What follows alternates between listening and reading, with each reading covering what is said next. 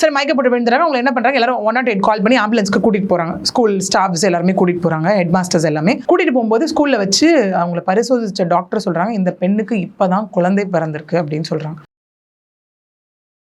என்ன ஆச்சு, என்ன உண்மையை சொல்லணும், எனக்கு பீரியட்ஸ் வயிறு வலி, அதனால தான் நான் மயக்கப்பட்டுட்டேன், அதனால தான் எனக்கு இவ்வளோ பிளட் ஃப்ளோ அப்படின்னு சொல்லி அவங்க சொல்றாங்க. உண்மையை சொன்னாதான் ஆச்சு. டாக்டர் சொல்லிட்டாங்க, இல்லை டாக்டர் போய் சொல்றாங்க அப்படின்னு. டாக்டர் சொன்ன இடத்துல அதட்டி கேட்டப்பறம் அந்த பெண் உண்மையை சொல்லியிருக்காங்க. ஆமாம், நான் ப்ரெக்னெண்ட்டாக இருந்தேன், குழந்தைக்கு பர்த் கொடுத்துருக்கேன். குழந்தைக்கு பர்த் கொடுத்துருக்கேன், அப்போ எங்கம்மா குழந்தை அப்படின்னா குப்பை தொட்டியில் போட்டுட்டேன். இல்லை அந்த பொண்ணு யூஸ் பண்ண டாக்டிக்ஸ் என்ன அப்படின்னு பார்த்தீங்கன்னா, அந்த பொண்ணு ரொம்ப லூஸாக ட்ரெஸ் போடுறது. பார்த்தா திருவாரூர் மாவட்டத்தை சார்ந்த அவரோட உறவினரை 27 வயசு அந்த பையனே இது காரணம்னு தெரிய வருது. இவங்களுக்குள்ள பழக்கம் ஏற்பட்டு அவங்களுக்குள்ள வந்து செக்ஷுவல் திங் நடந்து அதுக்கப்புறம் அந்த பெண் இதை மறைச்சு இந்த விஷயம் நடந்திருக்கு. இது அந்த குழந்தையோட உயிருக்கு வந்துட்டு ஆபத்து விளைவிக்கும் வகையில் இருந்துச்சு அப்படின்னா இதுலேயும் மேக்ஸிமம் பனிஷ்மெண்ட்டான ஒரு மர்டர் பண்ணுறதுக்கான என்ன பனிஷ்மெண்ட் கிடைக்குமோ லைஃப் இம்ப்ரெஸ்மெண்ட்டோ டெத் பெனால்ட்டி வரைக்கும் கிடைக்கிறதுக்கான சான்சஸ். குழந்தையோட தாயாவே இருந்தாலும் யாரா இருந்தாலும் அதில் தானே இஃபானை நம்ம தேடிட்டு இருந்தோம். இந்த இடத்துல எல்லாருமே குரல் கொடுத்துட்டு இருந்தோம். அது எப்படி, ஏன்னா இப்போ இர்ஃபான் மேலேயே வந்து நம்ம குழந்தை நல்லா இருந்தாலும் தகுந்த நடவடிக்கை எடுக்கப்படும் அப்படின்னு தான் சொல்லியிருக்காங்க, அந்த தொப்புள் கொடியை கட் பண்ணதுக்காக. இந்த விஷயத்துலையும் அதே மாதிரி குழந்தை நல்லா இருந்தாலும் தப்பு தானே மேம் அவங்க தொப்புள் கொடி கட் பண்ணது. அப்போ அதுக்கான அவங்களுக்கு அந்த 1 வருட தண்டனை கிடைக்குங்களா? தப்பு தான். அதுதான் இங்கே என்ன சொல்லியிருக்காங்க.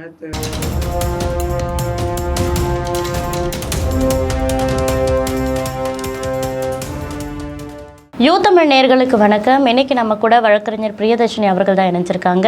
மேம் வணக்கம். இப்போ சமீப காலத்தில் பார்த்தீங்கன்னா கும்பகோணத்தில் ஒரு கல்லூரி பெண் தன்னோட கல்லூரி கழிவறையிலேயே வந்து சுகப்பிரசவம் அடைஞ்சு அந்த குழந்தைய கழிவறையில் தூக்கி போட்டு கல்லூரி நிர்வாகம் அந்த பெண் மீது நடவடிக்கை எடுத்த ஒரு அதிர்ச்சிகரமான ஒரு விஷயத்தை நம்ம இப்போ பார்த்துருப்போம். இந்த விஷயத்தில் பார்த்திங்கன்னா ஒரு 9 மாதம் வரைக்கும் அந்த பெண்ணுக்கு சுகப்பிரசவம் நடக்கிற வரைக்கும் அந்த பெண்ணோட வீட்லேயும் வந்து அந்த பெண்ணோட உறவினர்கள் அம்மா யாருமே அந்த பெண் கர்ப்பமாக இருக்காங்க அப்படின்றத கண்டுபிடிக்கல. கல்லூரி நிர்வாகமோ இல்லை வகுப்பறையில் இருக்க ஃப்ரெண்ட்ஸ் கூட யாருமே கண்டுபிடிக்கல. இதை கேட்கும்போதே பலருக்கும் பல கேள்விகள் எழுது. உண்மையாகவே இந்த வழக்கில் என்னதான் மேம் நடந்தது? இந்த ஒரு கதையோட பின்னணி என்ன மேம்? ஆமாம், இது அகெயின் வந்து யாராலையும் ஏற்றுக்க முடியாத ஒரு விஷயம். நிறைய சஸ்பெக்ட் கொஸ்டின்ஸ் ரைஸ் பண்ண ஒரு விஷயம். ஏன்னா இதில் பார்த்தோம் அப்படின்னா கும்பகோணத்தை சார்ந்த அந்த பெண் வந்துட்டு கல்லூரி மாணவி, அதாவது 3000 மாணவிகள் மேல் படிக்கக்கூடிய ஒரு விமென்ஸ் காலேஜ். அந்த இடத்துல எல்லாரும் கேட்கலாம், விமென்ஸ் காலேஜில் எப்படிங்க ப்ரெக்னன்சி எப்படிங்க அப்படின்னும் போது இங்கே நிறைய கொஸ்டின்ஸ் இருந்தது. என்னங்க கதை விட்றீங்க, அந்த பொண்ணு ப்ரெக்னெண்ட்டாக இருக்கும்போது வயிறு தெரியலையா, யாரும் கவனிக்கலையா, கேட்கலையா, அந்த விஷயங்கள் எல்லாமே இங்கே சொல்லப்படுது. இதில் என்ன அப்படின்னா அந்த பெண்ணுடைய அம்மா வந்துட்டு வேலைக்கு போகும்போது வர்றதுனால வீட்டில் அவங்க அதிக நேரம் இருக்க மாட்டாங்க. அப்படிங்கிறதுனால நான் சொன்னேன் இல்லையா, திரும்ப பேரண்ட்ஸ் என்ன வேலைக்கு போனாலும் பசங்க மேலே தயவு செஞ்சு கவனத்தை வைங்கன்னு. இவங்க அந்த விஷயத்தை பெருசாக பண்ணாததுனால இந்த பெண் என்ன ஆகுது அப்படின்னா, முதல்ல நம்ம என்ன நடந்ததுன்னு பார்த்துருவோம். இது என்ன நடக்குது அப்படின்னா, ஜனவரி 30 அந்த பெண் என்ன பண்ணுறாங்க அப்படின்னா கிளாஸ் ரூமில் உட்காந்துட்டு இருக்கும்போது ஆல் ஆஃப் அ சடன் அவங்க மயக்க போட்டு விழுறாங்க. விழும்போது சுற்றி பார்த்தோன்னா அவங்க சுற்றி ஃபுல்லாக பிளட். சரி மயக்கப்பட்டு விழுந்துறாங்க. அவங்க என்ன பண்ணுறாங்க, எல்லாரும் 108 கால் பண்ணி ஆம்புலன்ஸ்க்கு கூட்டிகிட்டு போகிறாங்க. ஸ்கூல் ஸ்டாஃப்ஸ் எல்லாருமே கூட்டிகிட்டு போகிறாங்க, ஹெட் மாஸ்டர்ஸ் எல்லாமே கூட்டிகிட்டு போகும்போது ஸ்கூலில் வச்சு அவங்கள பரிசோதிச்ச டாக்டர் சொல்கிறாங்க, இந்த பெண்ணுக்கு இப்போ தான் குழந்தை பிறந்திருக்கு அப்படின்னு சொல்கிறாங்க. செம்ம ஷாக் அந்த இடத்துல எல்லாருக்குமே. என்னது குழந்தை பிறந்திருக்கு, அந்த மாதிரி ஒன்று தெரியவே இல்லையா, என்ன அப்படின்னு கேட்கும்போது அந்த பெண்ணை எழுப்பி உட்கார வைக்கும்போது அந்த பெண்ணுக்கிட்ட கேட்குறாங்க, என்ன ஆச்சு, என்ன உண்மையை சொல்லணும், எனக்கு பீரியட்ஸ் வயிறு வலி, அதனால தான் நான் மயக்கப்பட்டுட்டேன், அதனால தான் எனக்கு இவ்வளோ பிளட் ஃப்ளோ அப்படின்னு சொல்லி அவங்க சொல்கிறாங்க.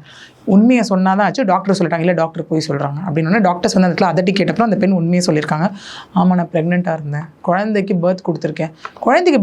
அப்போ எங்கம்மா குழந்தை அப்படின்னா குப்பை தொட்டியில் போட்டுட்டேன் அப்படின்னு சொல்லியிருக்காங்க. அப்புறம் இது உடனே அங்கே இருக்க ஹெட் பிரின்சிபலுக்கு இன்ஃபார்ம் பண்ணப்பட்டு போய் எல்லா குப்பை தொட்டிலையும் தேடினா கழிவறை பக்கத்தில் இருக்க ஒரு குப்பை தொட்டியில் ஒரு குழந்தை குப்பையெல்லாம் போட்டு மூடப்பட்டிருந்தது, அதுவும் பெண் குழந்தை அந்த இடத்துல. சரி என்ன தான் ஆச்சு, முதல்ல விஷயத்த சொல்ல. அப்புறம் அவங்க அம்மா அங்கே வராங்க, வந்து உங்களுக்கு இதை பற்றி எதாவது தெரியுமான்னு கேட்டால் தெரியாதுங்கிறாங்க. எப்படி, கர்ப்பிணியாக இருந்த அந்த பெண் ஒரு குழந்தைக்கு வந்து அது எத்தனை மாதம் அந்த குழந்தைக்கு? நார்மல் டெலிவரி, சுகப்பிரசவம். ஒரு 9 மாதம் அந்த வயிறு பெருசாகிற வரைக்கும் அந்த அம்மா அதை கண்டுக்காம இருந்தது. அம்மாவும் கண்டுக்கல, ஸ்கூல்ல யாருக்கும் தெரியல. சரி, இதில் இன்னொன்று சொல்லப்படுது என்னன்னா, அந்த ஸ்டூடெண்ட்ஸ் வந்து சில சக மாணவிகள் வந்து என்னடி உன் வயிறு வந்து பெருசாக இருந்தது, இப்போ என்ன உன் வயிறு பாத்ரூம் போயிடுதுன்னு கேட்கும்போது, இல்லை பீரியட்ஸ் வந்து வயிறு அமைங்கிருச்சு அப்படின்னு அந்த பொண்ணு சொல்லியிருக்கான். இல்லை அந்த பொண்ணு யூஸ் பண்ண டாக்டிக்ஸ் என்ன அப்படின்னு பார்த்தீங்கன்னா, அந்த பொண்ணு ரொம்ப லூஸாக ட்ரெஸ் போடுறது. ஏன்னா எல்லாருக்கும் வயிறு ரொம்ப பெருசாக இருக்கணுன்ற ஒரு இது மெடிக்கல் டேர்ம்லேயே நம்ம வருவோமே, எல்லாருக்கும் வயிறு பெருசாக இருக்கணும்னு கிடையாது. நம்மளே எவ்வளோ பேர் பார்க்குறோம், சின்னதாக வயிறு இருந்து ப்ரெக்னன்சி கொடுத்தவங்களும் இருக்காங்க, அந்த மாதிரியும் இருக்கு இல்லையா அந்த இடத்துல. ஸோ அந்த மாதிரி உங்கள் லூஸாக ட்ரெஸ் போட்டு வீட்லேயும் அதை மறைச்சு வச்சிருந்துருக்காங்க. ஏன்னா வீட்டில் ஒரு பெண் வந்து கர்ப்பமாக இருக்கான்ற ஒரு விஷயம் கூட அந்த அம்மாவுக்கு தெரியல அப்படின்னா அப்போ எந்த அளவுக்கு பார்த்துக்கோங்க. ஓகே, இதுதான் நம்ம திரும்ப சொல்கிறது, பேரண்ட்ஸ் ஒரு கவனம் வைங்க அப்படின்னு சொல்லும் போது பார்த்தா அந்த பெண் குழந்தையை போய் தேடி ஹாஸ்பிட்டலுக்கு உடனே கூட்டிகிட்டு வராங்க. திரும்ப ஆம்புலன்ஸில் வச்சு கூட்டிகிட்டு வரும்போது அந்த பெண் குழந்தை நலமாக இருக்காங்க, காப்பாற்றிட்டாங்க. சரி யார் என்ன ஏதுன்னு அப்புறம் தோண்டி விசாரிக்கும் போது அங்கே விஷயங்கள் தெரிய வருது. என்ன தெரிய வருது அப்படின்னா, அந்த பெண்ணினுடைய கர்ப்பத்திற்கு, அந்த பெண்ணுக்கு வந்து பார்த்தீங்கன்னா 18-19 வயசு தான், 20 வயசு தான் ஆகுது அந்த பெண்ணுக்கு. கல்லூரி படிச்சுட்டு இருக்காங்க, 2ஆம் ஆண்டு இளங்கலை இது படிச்சுட்டு இருக்காங்க. யாருன்னு பார்த்தா திருவாரூர் மாவட்டத்தை சார்ந்த அவரோட உறவினர் 27 வயசு அந்த பையனே இது காரணம்னு தெரிய வருது. இவங்களுக்குள்ள பழக்கம் ஏற்பட்டு அவங்களுக்குள்ள வந்து செக்ஷுவல் திங் நடந்து அதுக்கப்புறம் அந்த பெண் இதை மறைச்சு இந்த விஷயம் நடந்திருக்கு. இல்லை இன்னொரு வந்து பெரிய ஒரு விஷயம் என்ன அப்படின்னா, ஸோ உடனே இவங்க என்ன பண்ணுறாங்க அப்படின்னா, இது வந்து ஹாஸ்பிட்டல் வந்து போலீஸ்க்கு இன்ஃபார்ம் பண்ணப்படுது. அதாவது திருவிடைமருதூர் உட்கோட்ட காவல் சரகத்தில் உள்ள ஆடுதுறை மகளிர் காவல் நிலையம் AWPSல வந்து இன்ஃபார்ம் பண்ணப்படுது. இன்ஃபார்ம் பண்ணப்பட்டதுக்கு அப்புறம் அவங்க வராங்க, அவங்க என்கொயரியை ஸ்டார்ட் பண்ணுறாங்க. இந்த பையனையும் வர வைக்கிறாங்க, என்கொயரி எல்லாம் ஸ்டார்ட் பண்ணப்படுது. இல்லை ரொம்ப ஒரு பயத்துக்குரிய விஷயம் என்னன்னா, நம்ம இஃபான் விஷயத்தில் என்ன பார்த்தோம், நம்ம திரும்ப குரல் கொடுத்தது அம்பிளிக்கல் கார்டை, அதாவது தொப்புள் கொடைய இஃபானே கட் பண்ண ஒரு விஷயம். அது ரொம்ப பெருசாக பேசப்பட்டது. அவருக்கு அதனால வந்து ஷோகாஸ் நோட்டீஸ் அனுப்பப்பட்டது. அவர் அங்கே வந்து ஜப்பான் போனார். அது அப்புறம் கடப்பில் கிடக்குது. அது என்ன ஏதுங்கிறது எல்லாருக்குமே தெரியும். ஒரு ஆக்ஷனுமே அதில் இல்லை. அவர் ஒரு பக்கம் வீடியோ போடுறத அவர் போட்டுக்கிட்டு தான் இருக்காரு. மினிஸ்டர் கூட வந்து சொன்னார், தவறு செய்தது யாராக இருந்தாலும் தட்டி கேட்கப்படும், தண்டனைகள் கொடுக்கப்படும். கொஞ்சம் லேட் ஆகுது, கொஞ்சம் இல்லை, விடுங்க. ஓகே, ஸோ அந்த விஷயம் ஓகே. இதில் என்னன்னா, section 34 clause 1 and clause 2 of national medical commission act NMCA படி இந்த தொப்புள் கொடையை கட் பண்ணா அப்படின்னா டாக்டர்ஸை தவிர்த்து வேற யாராவது 1 year பனிஷ்மெண்ட், 5 லட்ச ரூபா ஃபைன் ஆர் போத். இது அந்த குழந்தையோட உயிருக்கு வந்துட்டு ஆபத்து விளைவிக்கும் வகையில் இருந்துச்சு அப்படின்னா இதுலேயும் மேக்ஸிமம் பனிஷ்மெண்ட் ஒரு மர்டர் பண்ணுறதுக்கான என்ன பனிஷ்மெண்ட் கிடைக்குமோ லைஃப் இம்ப்ரெஸ்மெண்ட்டோ டெத் பெனால்ட்டி வரைக்கும் கிடைக்கிறதுக்கான சான்சஸ். குழந்தையோட தாயாவே இருந்தாலும் யாரா இருந்தாலும் அதில் தானே இஃபானை நம்ம தேடிட்டு இருந்தோம். இந்த இடத்துல எல்லாருமே குரல் கொடுத்துட்டு இருந்தோம். அது எப்படின்னு, ஏன்னா அந்த தொப்புள் கொடியை கட் பண்ணுறதுக்கான ஒரு விஷயம் இருக்குது, மெடிக்கலில் என்ன பண்ணணுன்ற ஒரு விஷயம் இருக்குது அந்த இடத்துல. ஏன்னா அது சில நார்மல், ஏன்னா அது நம்ம ஒரு மெடிக்கல் ஜூரிஸ்பிரன்ஸில் ஒரு டாக்டர் ஒரு மெடிக்கல் டெர்மினாலஜியில் நம்ம சொல்லணும் அப்படின்னாலே லாலி மெடிக்கல் ஜூரிஸ்பிரன்ஸ் ஒரு பார்ட். ஏன்னா நம்ம வந்துட்டு இப்போ சில கேசஸில் போஸ்ட்மார்ட்டம்ஸ் வர இதெல்லாம் வரும்போது நம்ம அவங்கள மெடிக்கல் எக்ஸ்பர்ட்ஸ் வராங்க, நம்ம அவங்களை கிராஸ் பண்ணுறோம் அப்படின்னா நமக்கு மெடிக்கல் ஜூரிஸ்பிரன்ஸ் ஃபுல்லாக தெரிஞ்சிருக்கணும், அந்த டேர்ம்ஸ் நமக்கு தெரிஞ்சிருக்கணும். அதுக்கேற்ற மாதிரி இதுலேயே பார்க்கும்போது நார்மல் டெலிவரி அந்த குழந்தை பிறந்தா ஒரு டைம் டியூரேஷன் அந்த தொப்புள் கொடியை கட் பண்ணணும்னு ஒன்று இருக்குது.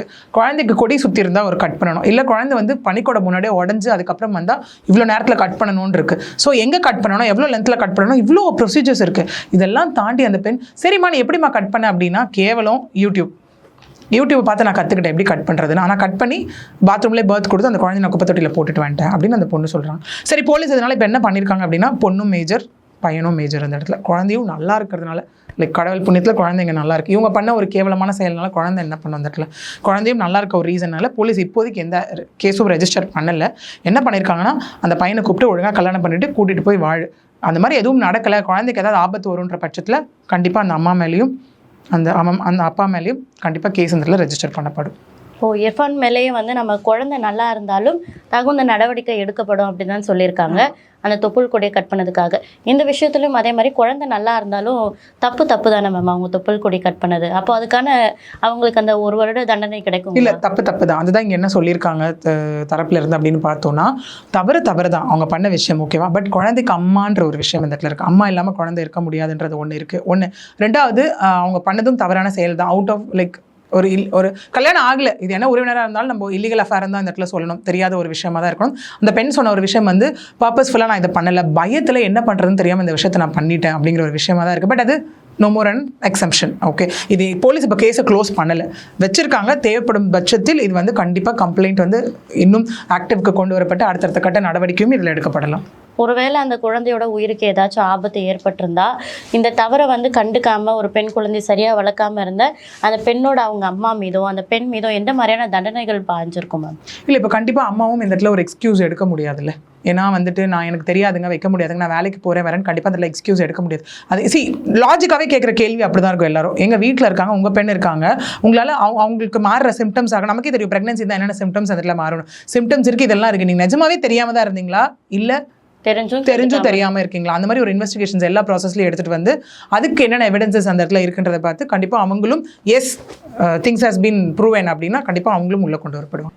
இந்த மாதிரி பாதிக்கப்படுற பெண்கள் இல்லை தெரிஞ்சே தவறு செய்கிற பெண்கள் இந்த மாதிரி ஏதாவது ஒரு சுச்சுவேஷன் கர்ப்பம் தரிக்கிற நிலை வரும்பொழுது எந்த மாதிரியான ஒரு நடவடிக்கைகளை மேற்கொள்ளணும் மேம்? பெண்களுக்கு என்ன சொல்ல விரும்புறீங்க மேம்? இப்போ நான் சொன்னேன் இல்லையா, திரும்ப பெண்கள் வந்து இந்த எசிடேஷன்றதை தயவு செஞ்சு விட்டுறணும். இன்னைக்கு சரி இந்த இடத்துல நீ நடந்துட்டியா, கண்டிப்பாக இப்போ இந்த பெண்ணை யோசிச்சிருக்க சொசைட்டிக்காக தான் யோசிச்சிருப்பாங்க. சொசைட்டி என்ன சொல்லுங்க ஏது சொல்லணும் அப்படி அது முன்னாடியே யோசிச்சிருக்கணும்.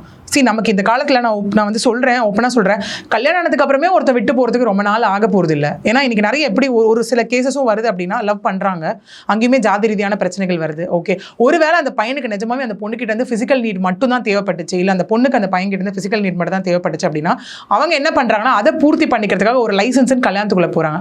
கல்யாணம் ஆன 1 மாசத்துலயோ 2 மாசத்துலயோ பிரியறதுக்கு என்ன வழியோ அதை தேடுறாங்க. அதில் விச் மீன்ஸ் அவங்களோட ஆசைகள் அங்கே வந்து சாட்டிஸ்ஃபை ஆயிடுச்சு இல்லையா? அப்போ என்ன அது ஒருத்தர் மேலே பால் த்ரோ பண்றாங்க. இவனுக்கு வேற யாருக்கூடயோ தொடர்பு இருக்கு, அவளுக்கு வேற யாருக்கூடயோ தொடர்பு இருக்கு, ஜாதி பேரை சொல்லி அசிங்கப்படுத்துறது இது பண்றது, அதில் பிரிய தான் பாக்குறாங்க. ஓகே, கல்யாணம் ஆன ஒரு லைசன்ஸ்டான ஒரு விஷயமே உங்களுக்கு இப்போ செக்யூரிட்டி. ஒரு காலத்தில் என்ன சொல்லுவாங்க, எது வந்தாலும் கல்யாணம் பண்ணிட்டு பண்ணுங்க, ஏன்னா உங்களுக்கு அதான் லைசன்ஸ் செக்யூரிட்டின்னு. இன்னைக்கு அதுலேயே செக்யூரிட்டி இல்லைங்க, உங்களுக்கு லைசன்ஸ் கிடையாது. உங்களுக்கு என்ன ஆனாலும் போதான் பிறகு நீங்கள் கண்டெஸ்ட் பண்ணி நீங்கள் பண்ணுறது அந்த இடத்துல பண்ண தான் போகிறீங்க. அந்த இடத்துல அப்படி இருக்கும்போது அது உறவினராகவே இருந்தாலும் யாராக இருந்தாலும் கல்யாணத்துக்கு முன்னாடி செக்ஷுவல் இதுங்கிறது என்னதான் லிவ் இன் வந்துட்டு ஒரு பக்கம் லீகல் ஆனாலும், சைல்டு வந்து லெஜிட்டிமேட் சைல்டுன்ற ஒரு கான்செப்ட் ஆனாலும் அதுலேயும் டொமஸ்டிக் வயலன்ஸ் கிளைம் பண்ணோம் அப்படின்னாலுமே திரும்ப எப்படி மாட்டிப்பீங்க தெரியுமா? அந்த இடத்துல பெண்கள் போய் ஏதோ ஒரு உணர்ச்சி வசப்பட்டு போகும்போது கன்சென்ட் கொடுத்து இந்த இடத்துல போயிருவீங்க. ஏன்னா நம்ம லாலே ஒன்று இருக்குது, with consent R without consent.